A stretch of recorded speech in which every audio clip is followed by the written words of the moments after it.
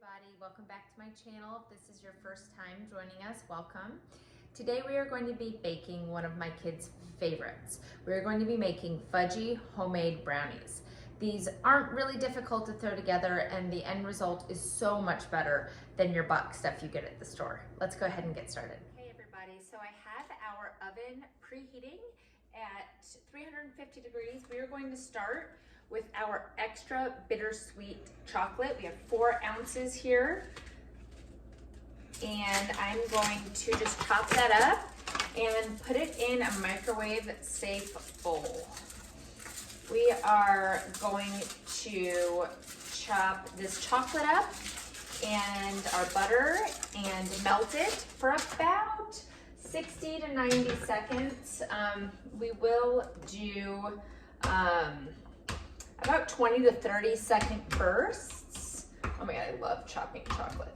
I also love eating chocolate.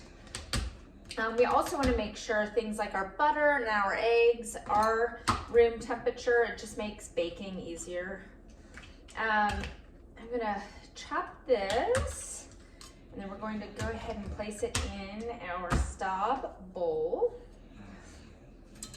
And I have 3/4 cup of butter we're going to put in our bowl as well. And we're just going to add this chocolate. It's gonna be nice and creamy. It's gonna be delicious. These brownies are a favorite, that's for sure. Okay, perfect. This is what it's gonna look like. I'm gonna melt this, like I said, for about 60 to 90 seconds, stirring it about every 20 seconds, and we will go ahead and check back in with you as soon as it's melted. Okay guys, this is what our chocolate and butter mixture looks like. Yum. We're going to add 1/2 cup of cocoa powder. I use Toll House. It's unsweetened. Yum. And we're going to add 1 cup of sugar. I don't know if this bowl is big enough.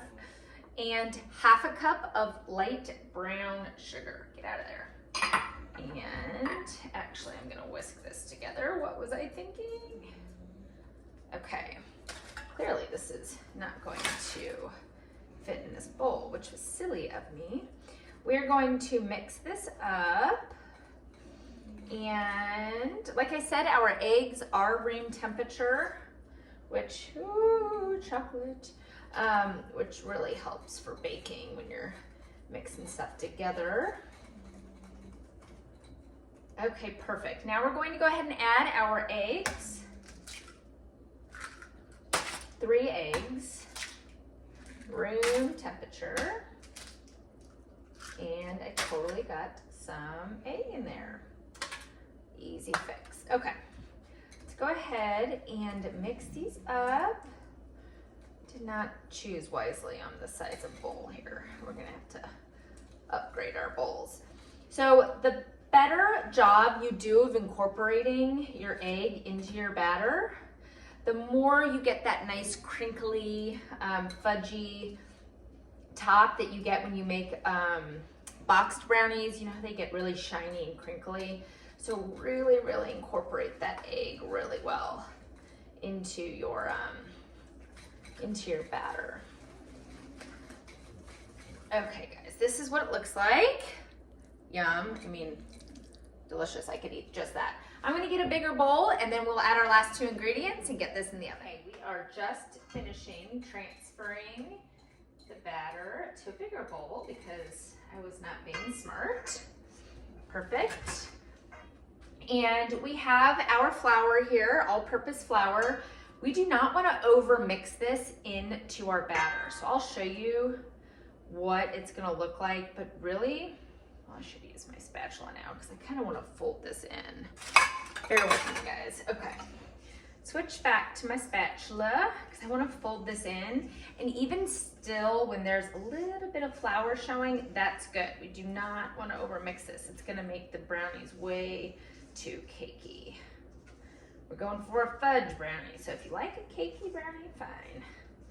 But at my house, we like them fudge-like. Okay. There's still a little bit of flour showing. That's fine. Now we have our semi-sweet chocolate chips. This is what we used. And we're going to just fold those in. Delicious. Okay. Great. Can't forget a little pinch of salt. And that is it, guys. I use an 8x8 glass dish for this, so it's gonna cook for about 35 minutes. Keep an eye on it. It's done when you can stick a toothpick in and you don't want it to come out totally clean. They're gonna be a little too dry. You wanna still have little crumbs on there. I'm going to use Baker's Joy, my go-to, because if you've watched my other baking videos, it is flour, so it allows everything to just fall out effortlessly. Fantastic. All right, I'm going to get this in here. Now, if you want to add and get fancy with it, you can add pecans on top of this. You can add walnuts. You can add anything you like on top of this. I personally like to make these pretty plain. And once we get this batter in here, I'm going to sprinkle them with just a little bit more chocolate chips. And that's just my family's personal preference. Oh my gosh, they're so yum. They look so, so yum. All right, great. All right, sprinkle those on top. Who am I kidding? We need more. All right, y'all. This is what they look like. Delish. I'm gonna go ahead and pop these in the oven, get this dirty kitchen cleaned up, and we'll check back in about 35 minutes.